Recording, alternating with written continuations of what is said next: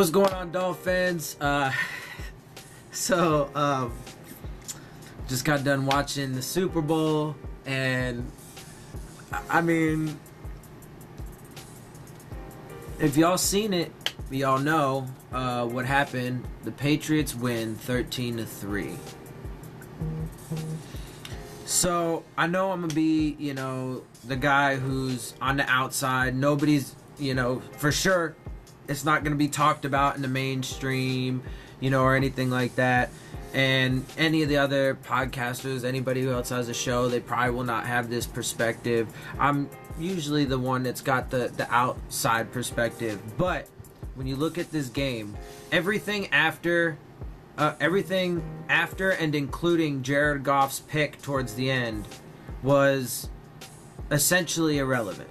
The reason why is because now those things, when I say that, what I mean is everything that happened from that point on sealed it, right? That was the moment that the game was over, like definitively, so on and so forth. But the reason why, and Jared Goff threw that interception because he was getting pressure, which is right. The Patriots did good there, right? And then Gilmore got the interception, and because he threw it short, he threw it underneath, but he was in a panic, and rushed. He's a young kid. It's his first Super Bowl. He was panicked. He was rushed, right? And he threw it short in desperation, and it ended up in a interception because he was down by what? It was, at that point, it was 10-3. They needed, and it was like 5 minutes left in the game or something like that. They needed to get a touchdown. And so it's understandable, right? So is it his fault? Yeah, but you can give him a little bit of a benefit of the doubt, right? Because he was just trying to do the best he could in that situation, and it just went wrong for him. But my point is that the reason why none of that was really relevant was because throughout the previous majority of the game, there were a bunch of penalties and non-calls that favored the Patriots throughout. I was talking about it throughout the entire game. I really wish, I'm going to get myself, so just so y'all know, for those of you who watch, I started working again, so that's been good. And so you guys know I go to school, and now I'm working again, so yay. But hopefully in the near future, I will get a better camera so that way I can actually do live things. I haven't been able to do that up to this point because my computer's getting kind of old and not really suitable for it, and then the camera I actually use for my videos doesn't work for that either. So all that side note aside, I do want to do live stuff, and I wish I could, because I was talking about it throughout the whole game, and I was giving all the specific examples. Right now, I'm doing this video right after the game, so I don't remember all of them. But if if y'all want, I can go through, and I should be able to rewatch the game on Game Pass still, so I can try and go back and get a little chop up of what I'm talking about if y'all want me to do that. So let me know. But anyway, point is though, there was a series of penalties and no calls throughout the game that ended up giving the Patriots their first field goal and then gave them their touchdown. And that was the deciding factor in this game to me, because the Rams defense, and then because look, and part of the reason why, let's say the Rams defense towards the end there was irrelevant is because, of course, man, they're gassed at that point, contending with Brady all day, so of course they're gonna start being a step slow and so on and so forth. They've been on the field a ton because the offense couldn't really do much. But interestingly enough though, all of the, except for the interception there, the Goff interception, with that drive aside, all of their drives before that, even when they did, especially when they did good things, it always just got, reversed by penalty. And then, like I said, there was penalties and stuff that helped the Patriots get their first 10 points. And I mean,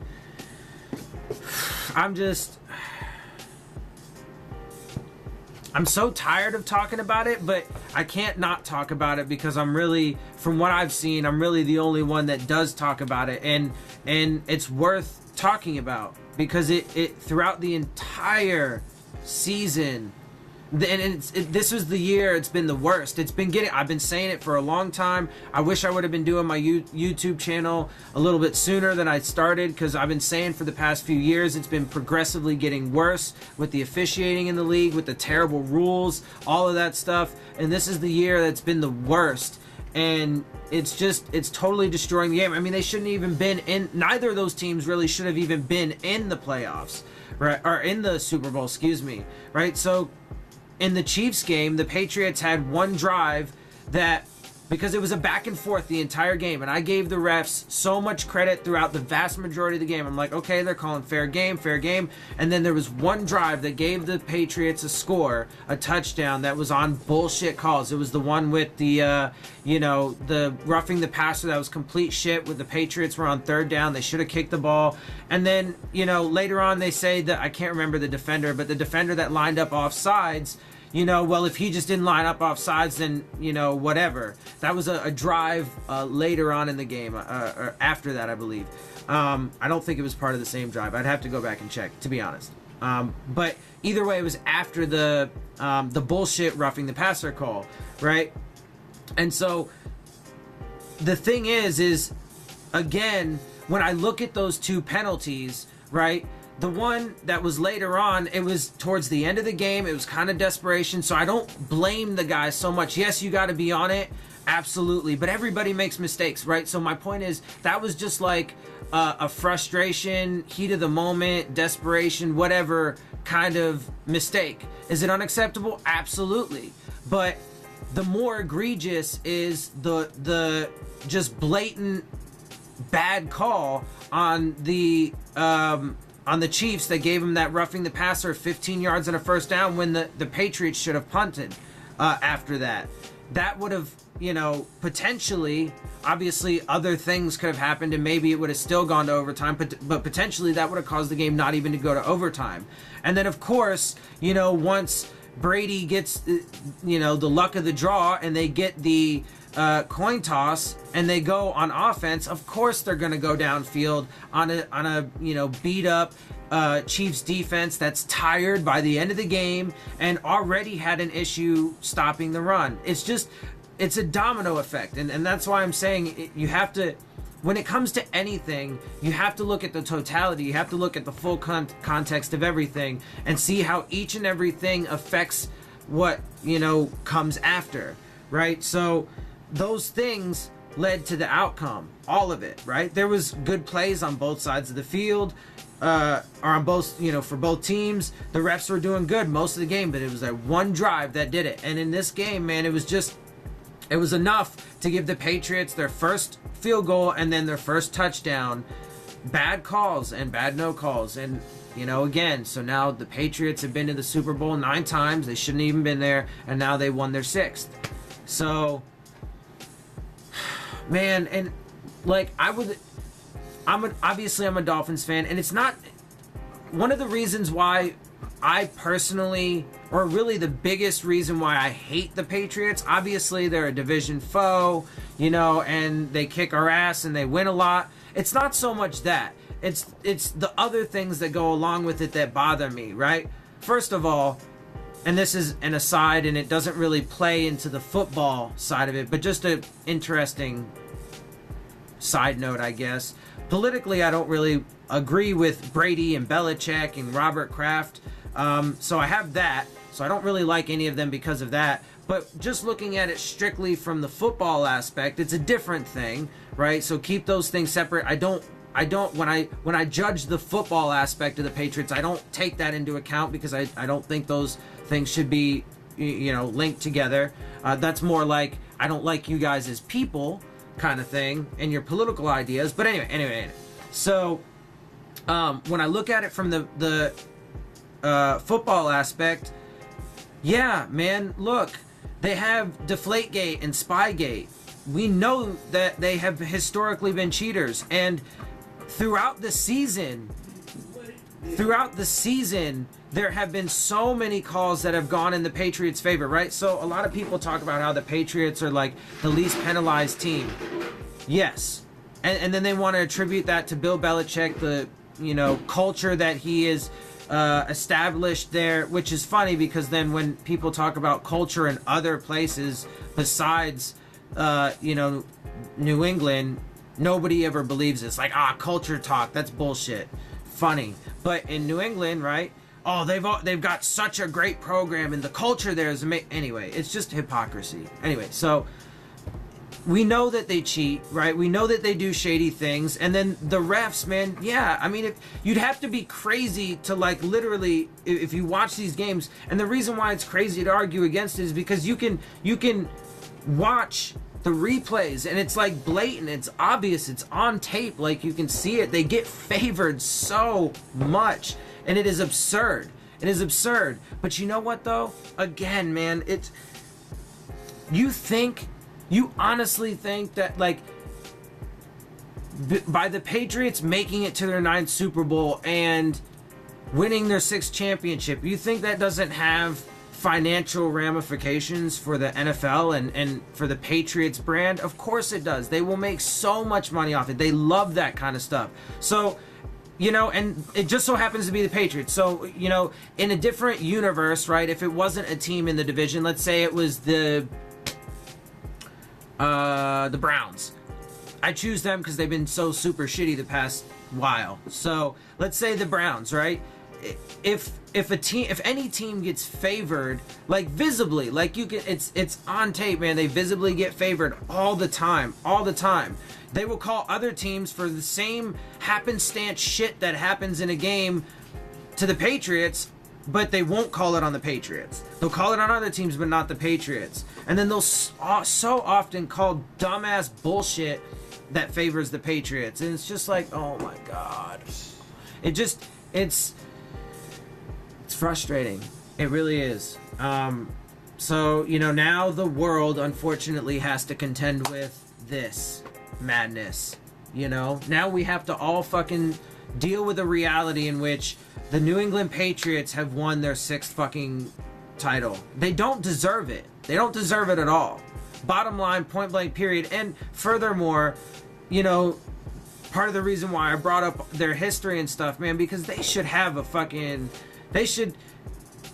there's nothing that can be done, I would think. I don't know, maybe there's some sort of bylaws or whatever that the NFL has that they could strip titles or something, but whatever. I mean, there's no way we're going to take their titles from them now. The history books have been written. They have 6, they've been to 9. But they should have an asterisk for sure to say that, in this year they got to the Super Bowl, but because of, this scandal or because of, blah, blah, blah. Will we ever see that day? Probably not. Look, man, I just want justice. I want things to be fair. And at the bottom line, the heart of it for me is I want to see good, clean games, man. I want them to fix this fucking rule book so it's not all convoluted and murky and just garbage and destroying the game. And then, god damn it, I don't want to see teams, any specific teams getting fucking favored. I don't care who it is. I don't want it to be the Dolphins. I don't ever want to see a time where we win the Super Bowl 6 times out of 9 appearances because we're known as cheaters or because we're known as favored little snowflakes because the fucking refs love us and the NFL loves having a powerhouse empire like dynasty. Like, it's just fucking madness.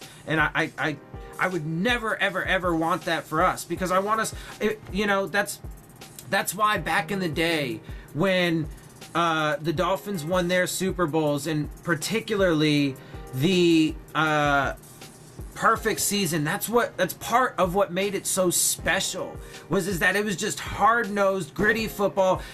I will totally agree that that we've made a lot of efforts in equipment design and so on and so forth with technology, and then so on and so forth with some of the rule changes and whatever to help player safety, and that's good. But back then, man, it was just raw, gritty, hard-nosed football, and the best team won.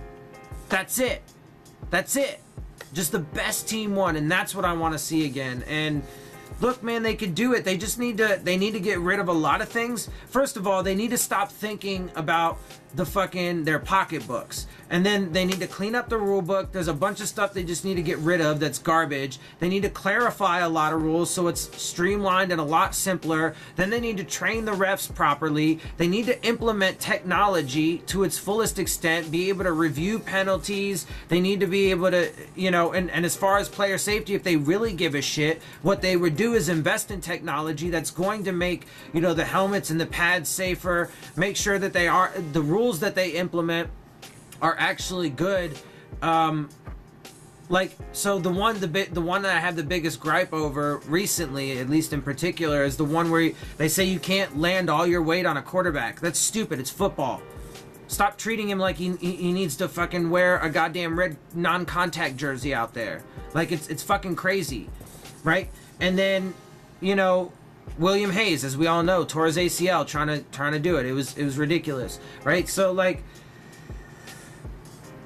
they could fix it. Will they? I don't know. We'll see. Anyway, so that's my, immediate reaction right after the Super Bowl and this devastating reality. It gives me a headache, almost, and it sucks. Anyway, it is what it is. It is what it is. And like I said, this is the reality that now we have to look forward to for the next year until there's a new Super Bowl champion.